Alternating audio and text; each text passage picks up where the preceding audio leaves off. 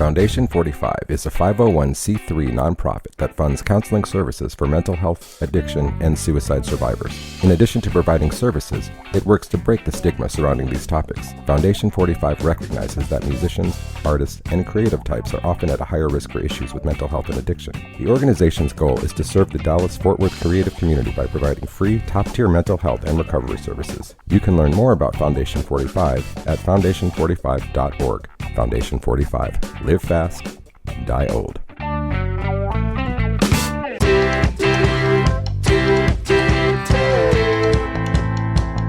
I'm Andrew Sherman. I'm a Texas transplant who has always been in pursuit of art as a career. I've played in bands, pursued an acting career in Hollywood, but I found it behind the lens of a camera here in Dallas, Texas. I was born in New York, I've lived in Chicago, Los Angeles, Austin, but I love Dallas. There's a magical artistic scene in Dallas that mostly goes unnoticed to the outside world. This podcast is focused on what makes it so special and the people who make it thrive artistically. If you don't live here, and even if you do, you might not have heard of them. This is the Dallas Famous Podcast. So who you gonna be? Who you gonna be when you're all grown up? Who you gonna be? Who you gonna be when you're all for us? Yeah. This week on the Dallas Famous Podcast, we have aerialist, stylist, and performer Brandi Cooling. We get to know Brandi better as she shares the ins and outs of what it's like to be a successful gig worker. Besides performing, Brandi has her own company called Night and Day Productions, where she can help staff parties and events with performers of all sorts. Brandi also does set design, art department, and set dressing, along with whatever style-related production job comes her way. Brandi is truly inspiring, turning her childhood dance dreams and life skills into a creative and successful living. I know you'll enjoy this chat with the charming Brandi Cooling. Hello, we are back with Dallas Famous Podcast. We're again at the Deep Ellum Community Center. I've got the lovely Brandi Cooling with me. How you doing? I'm good. How are you? I'm good.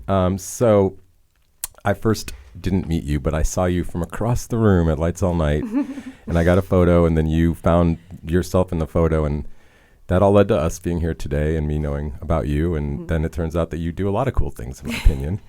So let's just start with some basics, like I mean, even like right off the bat, like how would you describe yourself? If someone like you're out like somewhere and someone's like, what do you do? Like, what would you tell them? I say I have a diversified income stream, which means that I'm a gig worker Right. and I have like 50 jobs and, you know, I'll just find any way to make a dollar. So yeah. Yeah, creatively speaking. Yeah. So I mean, it's a hard answer, honestly, when people ask me what I do. It's a really difficult answer, and then even when I start saying like a title, they still don't understand, and there's questions. Right. So it's a whole conversation. Yeah. Well, to answer. Let's have it. Like, I mean, aerialist. That's like the first thing that I know you as. Yes. So like, let's just start off by telling people what that is if they don't know. Yes. So I work as a professional aerialist. Most of the time I say, have you seen Cirque du Soleil? It's the people hanging in the air. And then the next question is always, oh, do you do the ribbons? The ribbons? And that's they're called silks. And I'm like, no, I don't do the ribbons. I actually do lyra, which is the steel hoop that hangs from the air. That's my main apparatus and my true love. Yeah, and then you're pretty amazing at it from what I saw. Thank you. Just basic question. Like, how long at a clip at like a Lights All Night event? How long are you doing a routine before you take a break?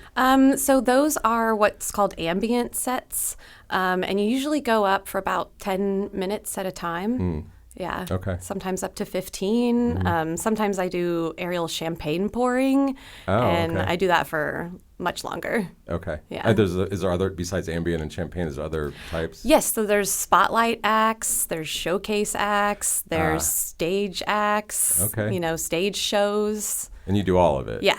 Okay. So like you actually put like a routine together at times and perform in shows. Yes. What kind of shows are those? I mean, I've done all kinds of shows. I've done like performer roundtables, so to speak, where you get an opportunity to perform for like a panel of peers and get feedback to develop your act. And that's kind of my favorite way to do it, honestly, because it's the most creatively fulfilling and the best experience, and it helped me grow the most as a performer.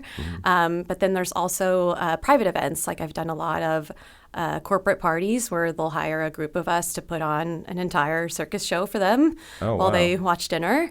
Or, there can be also legitimate circus shows that you can do. And you were saying before that you actually have your own company. So are you like sometimes booking that entire cast? Oh, wow. Yes. I have my own company. It's called Night and Day Productions. Okay.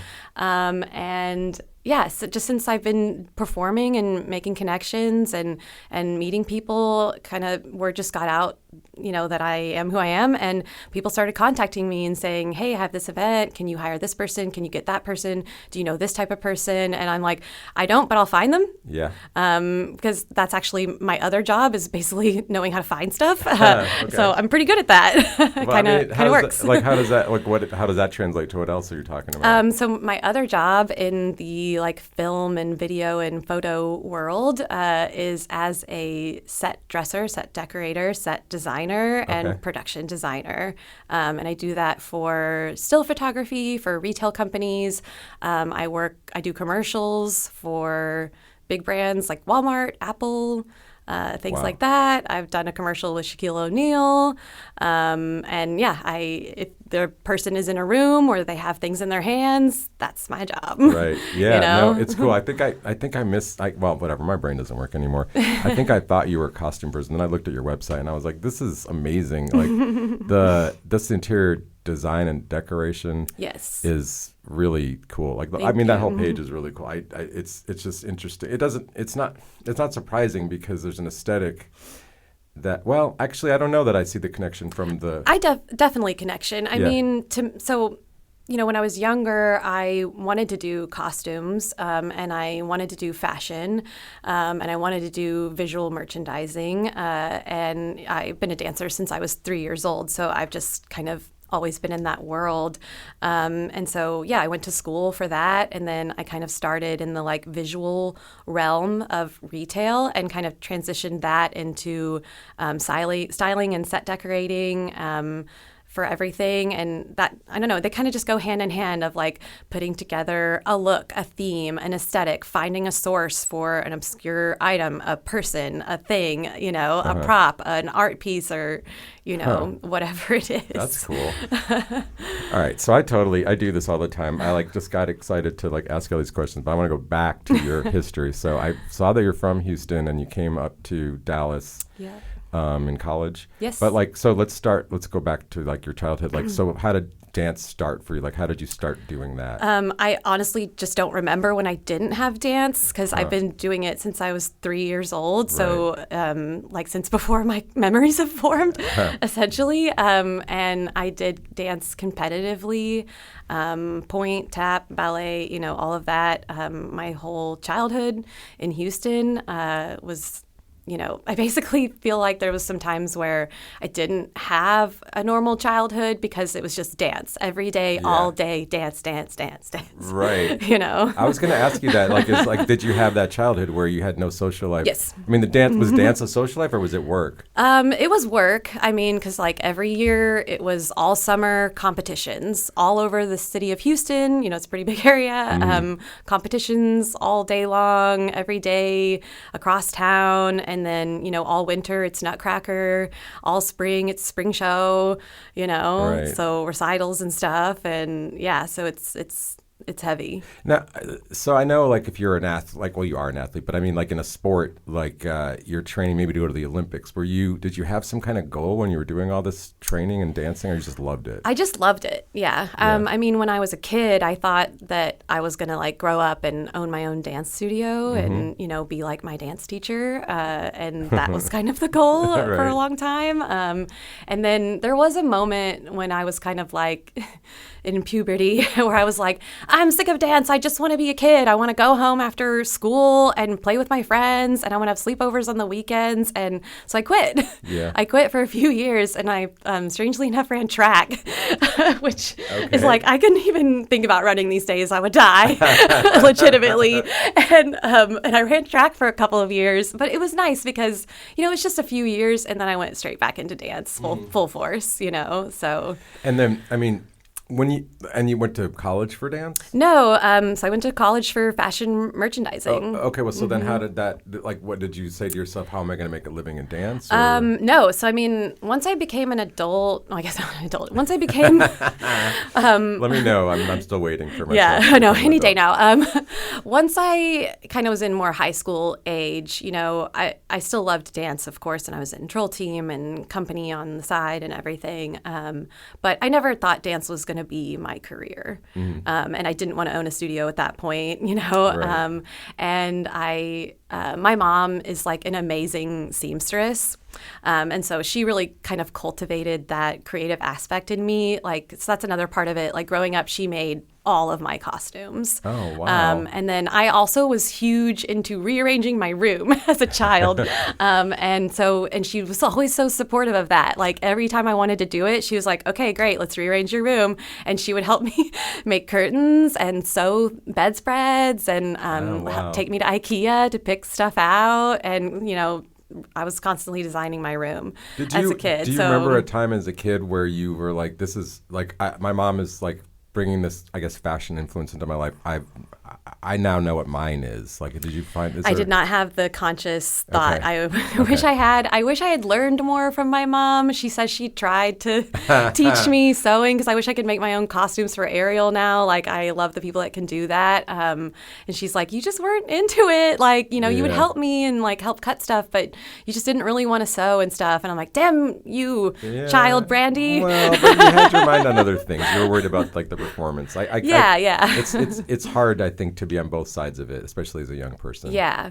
But she definitely, just cultivated that creativity in me. The costumes, my room, anything basically. I was constantly cutting stuff out of magazines and putting it on my walls and making things, making art for my walls, covering pillows, since forever. Right. And so it's kind of obvious, honestly, like when I look back. It's obvious that like I was going to go into some type of like interior design or visual something. Got it. So I did DECA in high school, which is like a marketing club. Okay. And senior year, and I really loved it. And my teacher was like, wow, you really have a knack for this. You should go to the University of North Texas and major in fashion merchandising. They have one of the best schools, and you can do what you want to do. And I was like, I can do what I want to do, And so she turned me on to UNT, and I looked it up, and I was like, that's where I'm going.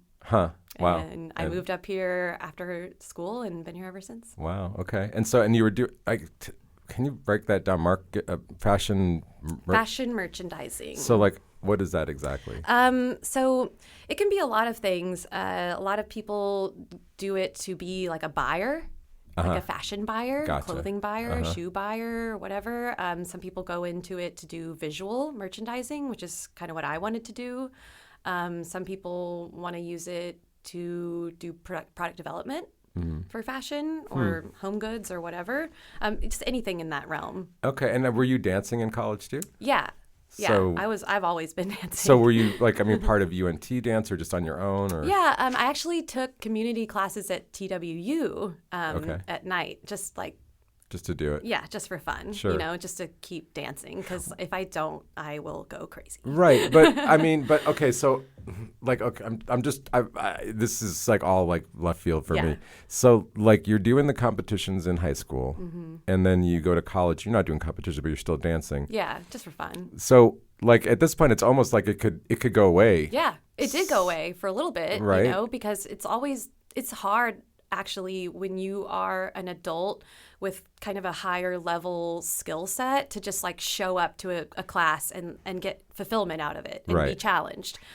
So I did not dance for several years while I was like figuring out my life, figuring out how to be an adult with a 9-to-5er, like that whole thing. And it was kind of a dark time, honestly, because, you're in your 20s and you don't know what the hell you want to do and you think you should be this way, and just because that's what tradition says, and you just have to figure it out. Yeah, absolutely. Yeah, so then it's a winding road. Yeah, I mean, and it's still not. You're still on the road. Oh, yeah. Yeah, for me, I'll always be on the road. Yeah, me too.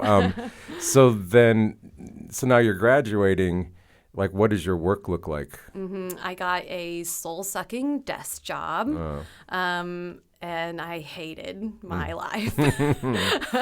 Like I knew I always wanted to do visual, and so I knew I had to work up to that. You can't just kind of go straight into that. Really, it's quite hard.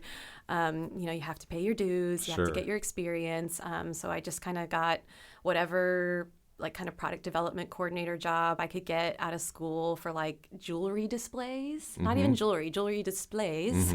And I sat at a desk and I went around a couple different retail corporations within the Dallas area working various desk jobs, like just that were using my degree and in the fields I wanted to be in, but I was definitely more of like a secretarial type role on these teams, especially, fresh out of school like that. And it was horrible. And I just wanted to work my way into not ever sitting at a desk again. Right. That was basically my only goal was like, how do I have a job where I'm not chained to a desk?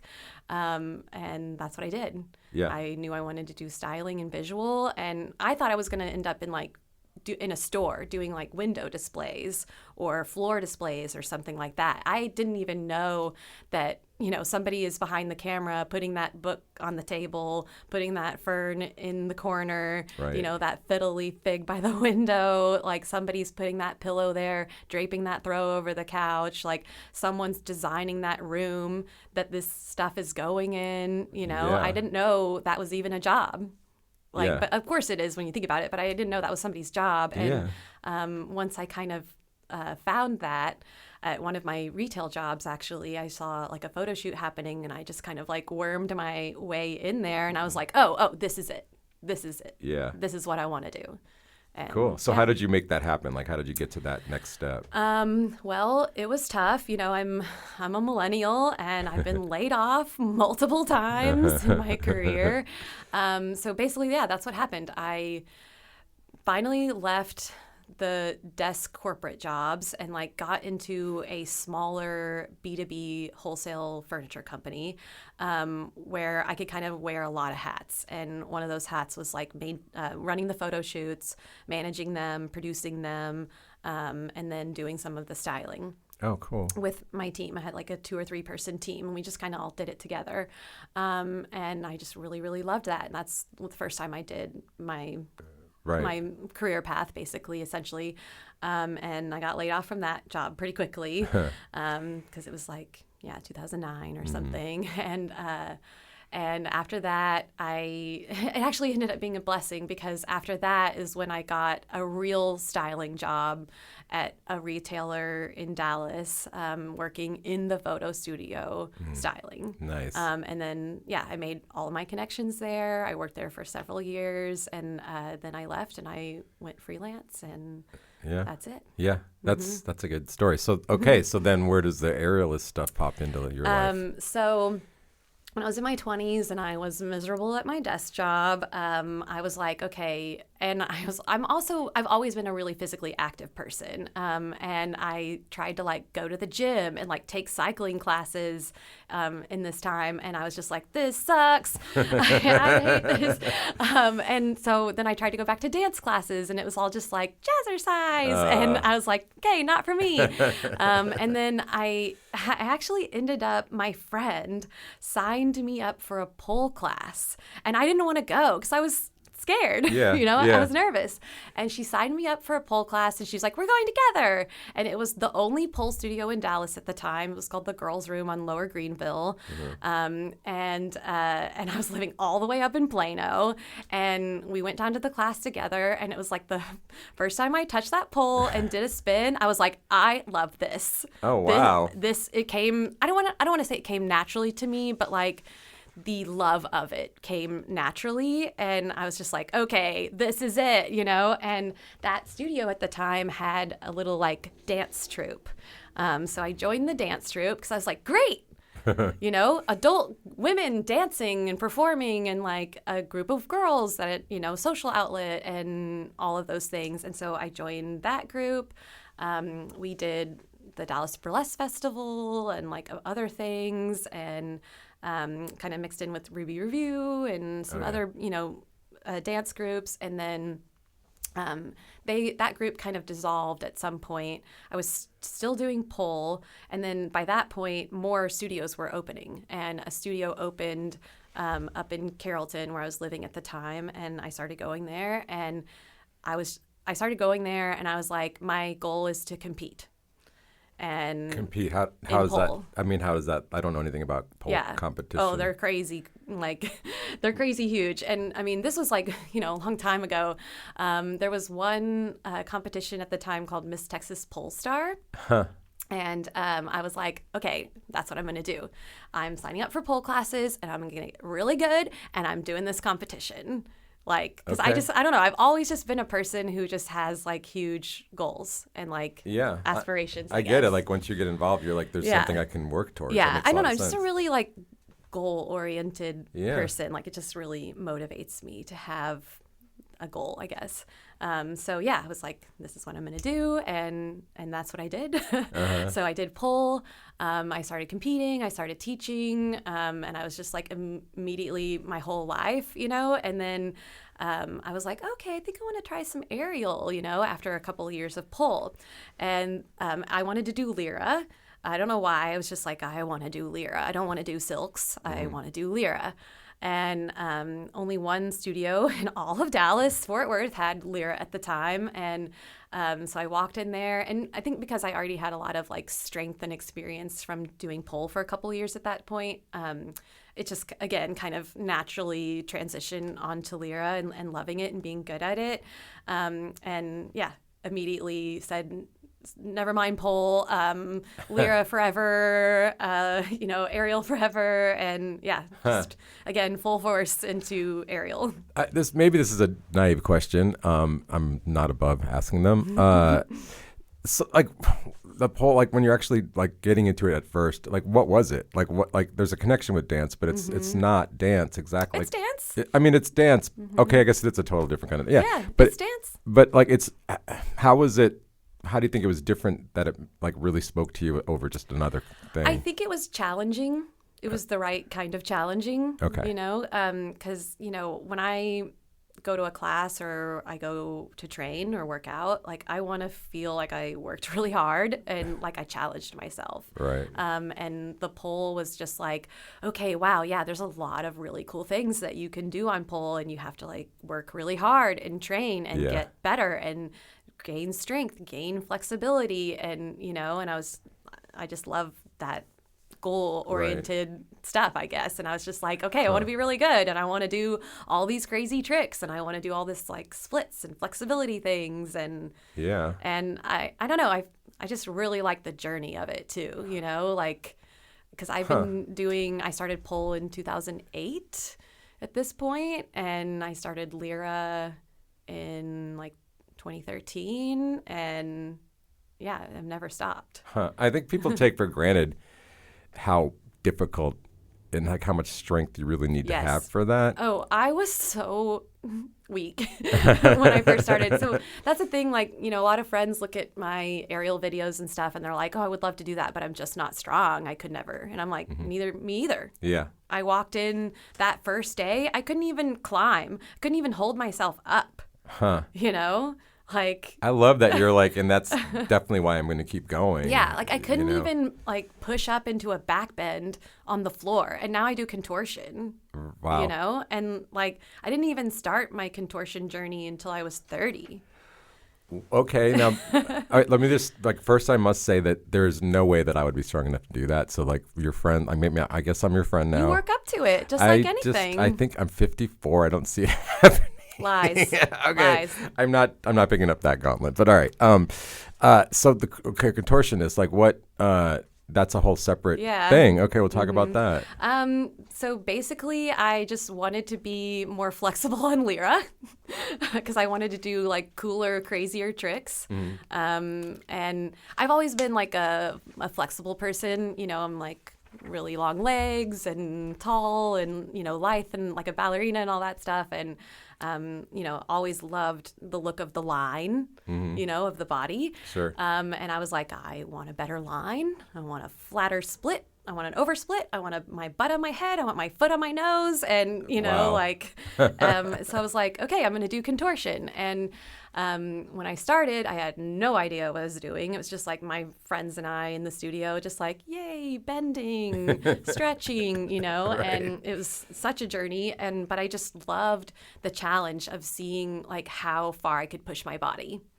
Like, how far can I take this? What can I do? What can I do next? And it ended up actually just being such a good practice, the contortion, to like balance out the aerial.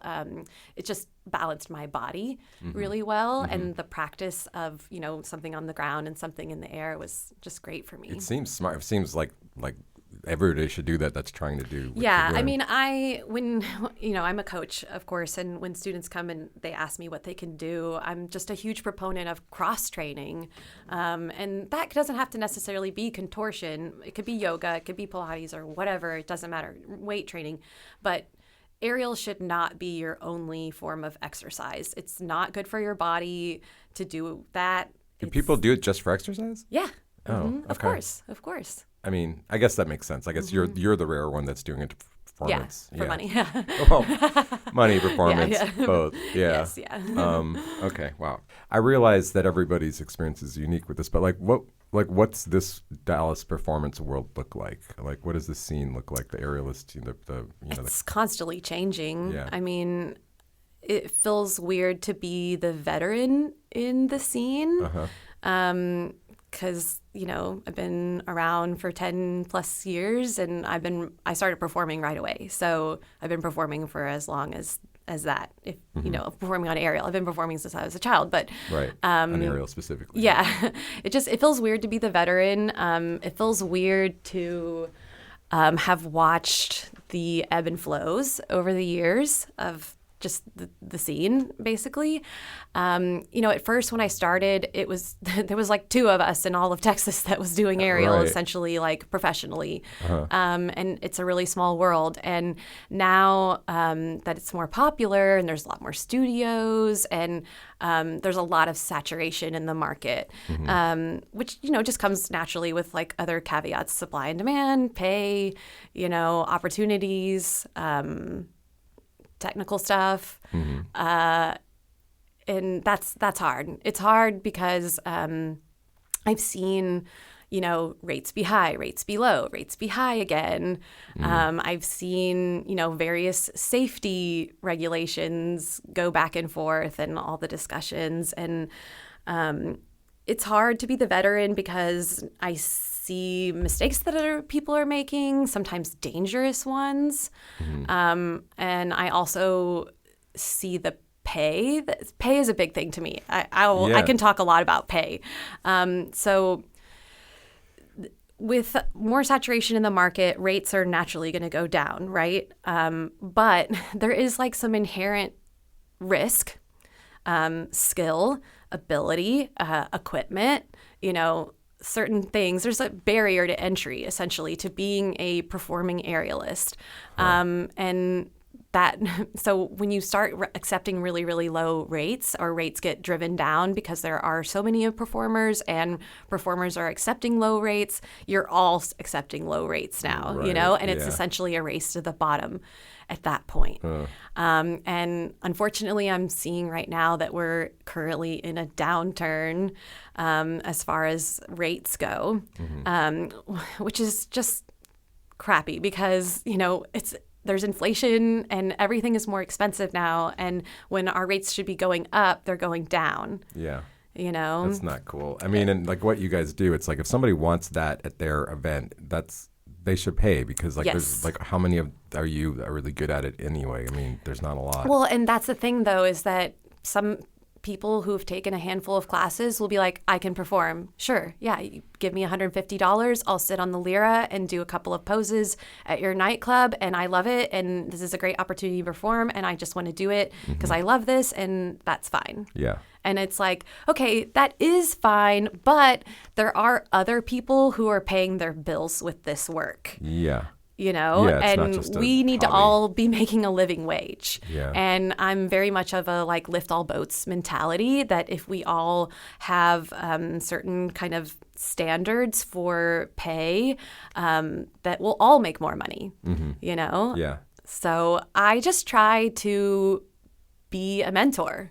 Which is another weird place to be because I'm like giving advice to people. But yeah, basically I just try to be a mentor. If I see a student or anybody start performing, I try to talk to them and talk to them about money, talk to them about safety, talk to them about client negotiations. I mean, I'll share my contract with them. I'll tell them how much I make on every single gig. I mean, I will vomit all of my brain all over anyone who wants to know because I feel like transparency is the only way that we're all gonna raise above, you know, and make good money and pay our rent and not die. Yeah. I mean, I feel like that last one probably should be first, but yeah.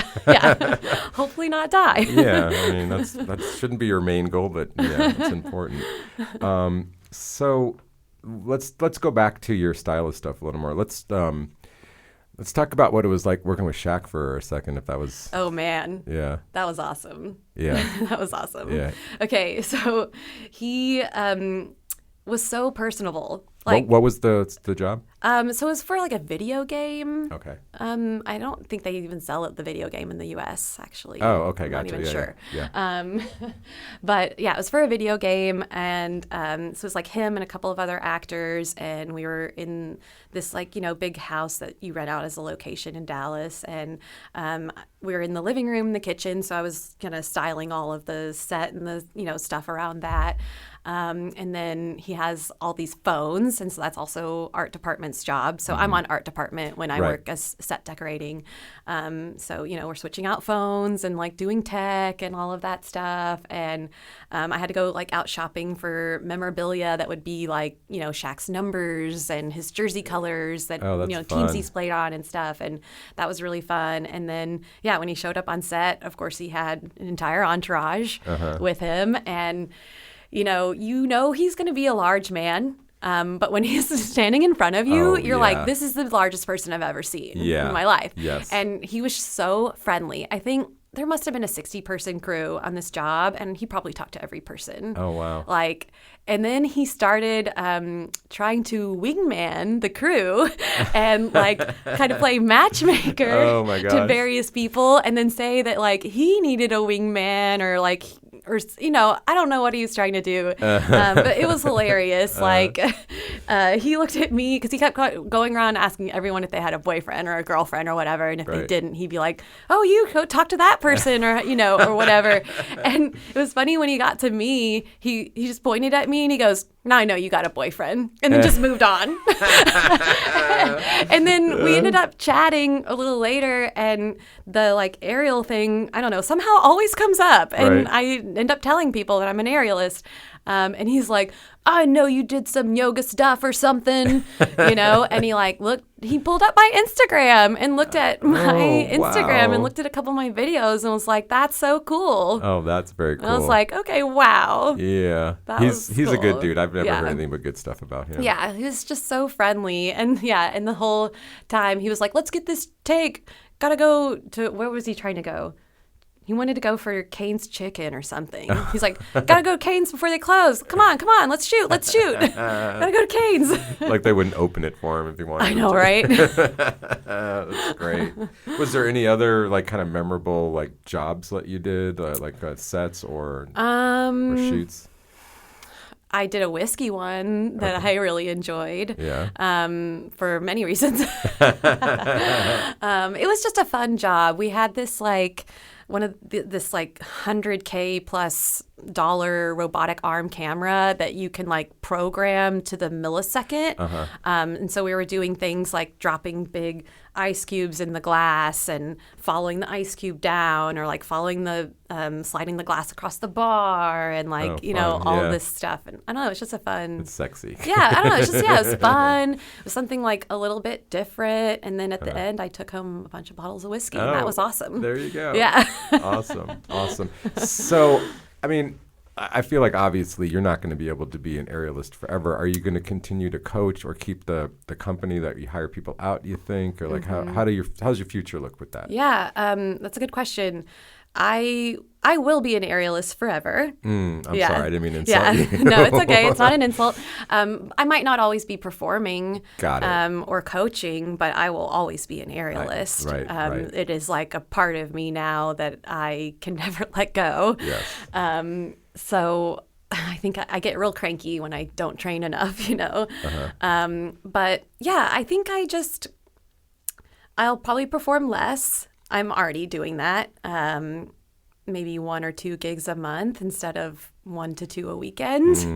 That's a lot. Yeah, it is a lot, especially when you have your other job. And now that my styling and set decorating career is, it just gets bigger every year, the days are longer, the work is harder, it's more physical, and I'm traveling more. I'm also managing people more.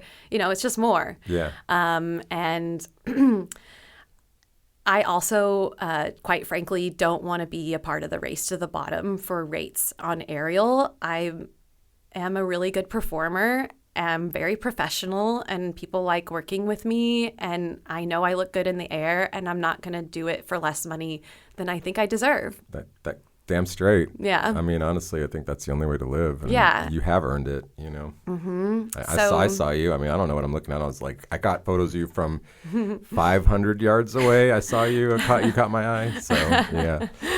Yeah, Lights All Night was a fun one for sure. Yeah, I'm literally too old to do it. I think I am too now. I mean, the hour, I'm not gonna go. I'm not used to like shooting past 10 anymore. I feel like. Yeah. I mean, I'm spoiled, I guess. Well, and honestly, that's another part of performing for me, is that I'm getting to the point where I don't want to be in the nightclub until 2 a.m. every weekend. I feel that. I mean, I already. Yeah, I mean, I'm lucky because a lot of shows, they kick me out after 3 songs, and some people are like, "Oh, that sucks." I'm like, I get to go home at like 9:15 from work, and I got a full pay, So it's not. I don't have a problem with it. I wouldn't mind. But so it sounds like your stylist career is going well, and that's kind of like where it's all just naturally leading anyway. Yeah. What do you have anything cool in the works with that?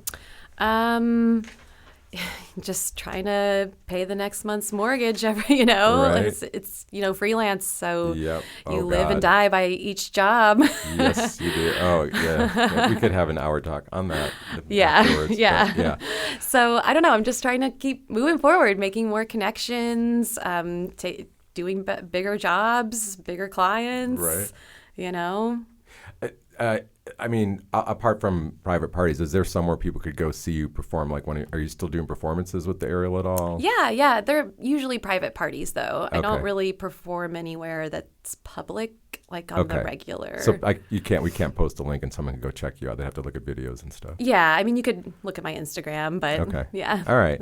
Somebody might be like, I want to see her do the thing. So you just have to be cool enough to be invited to a random private party that we don't know what they are now. Like this weekend, I'm flying to South Padre to perform for SpaceX. Oh, well, that's wild. Yeah. Are you the only one doing that? No, there's a whole group of us. Oh, wow. Going. Okay. Yeah. I mean, I have mixed feelings about the person that owns that company. Right. But, a job's a job, right? Yep, and they have money, so they'll pay my rate. I mean, I would take his money too. Yeah, absolutely. Is there anything we missed about you want to tell us?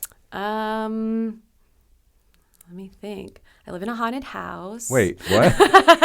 What?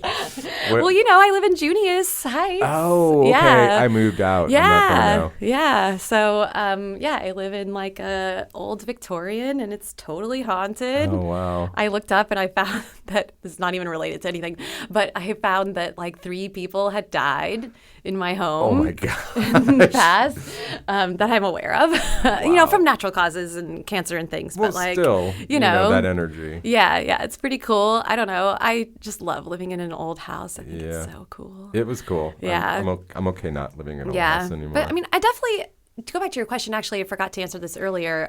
I will keep my production company going, absolutely, because one of my most favorite things is hiring my friends. Yeah.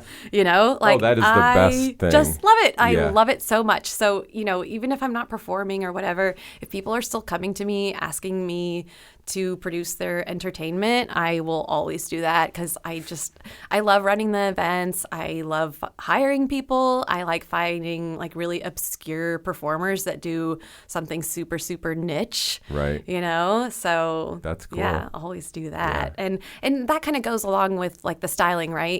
Because you have a client that comes to you and they're like, hey, can you find this like super obscure thing? We need like a number 81 yellow jersey in XXXXXXL to go on the wall in the background. And I'll be like, all right, I'll figure it out. Or somebody will come to me and they'll say, hey, we need an OB table, like a legit medical OB table for a commercial I did. Can you find that? And I was like, sure. Yeah. Yeah. Wow. I did. That's hilarious. Yeah. So your skill sets are beyond explanation. In fact, it seems like you just, dig up stuff. And, it's funny because like my friends definitely know me as the person that they can come to and be like, hey, I need this thing. Where do I get this thing? Okay. And I'll be like, here.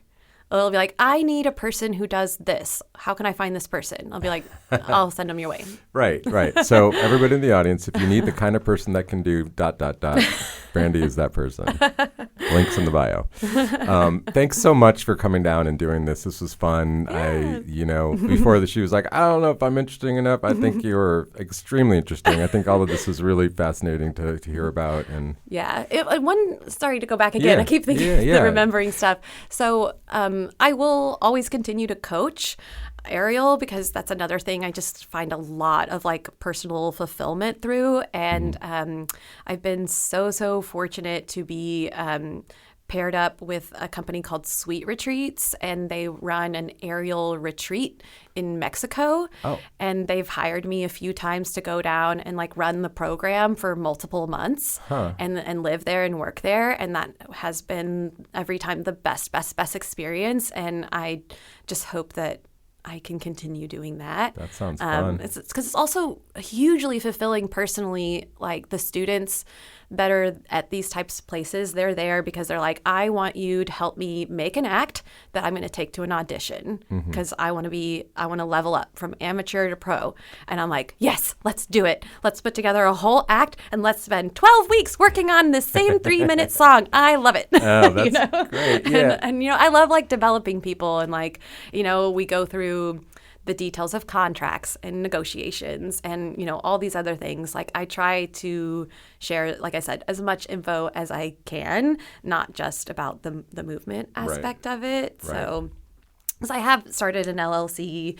I have done all those things. I've got a website. I have contracts. I have negotiation skills. I have rates set for various types of events. I have a website. I have an Instagram with a following, all these things. And that stuff just kind of happened for me organically, and it's not like my Instagram is the biggest ever or anything, but like just all those things happened for me organically. I just totally fell, I call it ass first into everything. Can I say that on here? Yep. I just totally fell like ass first into everything that I did. And, it was totally unintentional my entire career, to be honest. I never, ever expected this. And I certainly didn't expect the level that it's at. And so, I just kind of figured it out blindly. And I hope to be a mentor to other people who are coming up and trying to figure it out, because it's scary and it's confusing. And there's a lot of people out there who will take advantage of you. Yeah. Wow. Well, I'm glad we can end it on a high note. No, it's cool. I think that's important. That is unfortunately a big part of this scene. And I think, maybe the community is going to be happy when you're not performing, because you can spend more time teaching these younger people to be smart and to like be safe, because that's really the name of the game. I mean, you're right. Like, you get hired for a gig and you go out there and you're on your own. That's some scary stuff sometimes. Absolutely. Yeah. So was there anything else that we forgot to talk about that you wanted to bring up, or? Like, is there a place to check you out, like to hire you, to find you? Yeah, I mean, you can, of course, find me on Instagram. There's the links to all the things on there, all my websites. And we'll put it on the podcast notes as well. Great. All the ways that you can contact me. I have a separate account for my styling and my aerial, of course. And definitely struggling as an artist to keep up with the algorithm. Oh, God, do not talk to me about that. But, I love making friends on there. And honestly, this social media is where I've met a lot of people in real life, including you. Yep, that's right. We actually had a couple of nice chats on there. Yeah, exactly. So, well, thanks again, Brandi, for coming down and talking with me. And we're going to be looking out for you. And I guess sometimes we'll see your work without knowing it's you when they're watching a commercial. You wouldn't believe, honestly, like how many times, too, someone will post a photo of an aerialist on like Facebook or something, and we'll be like, oh, hey, friend, that was me. Yeah. That's me. Yeah. Well, I didn't know who you were, and I didn't have any idea, and I'm really happy that you figured it out, because I liked that photo of you, and I'm glad you got it. Yeah. And here we are. And so thanks again for doing it. Yeah. I'd like to thank my guest, Brandi Cooling. You can check out all her stuff in the links. Thank you again to the Deep Ellum Community Center for letting us record there. Theme song, Unstoppable by Salim Nuralla. Thank you for listening. Please like, subscribe, follow, all the good stuff, and share it with your friends. We'll see you next time.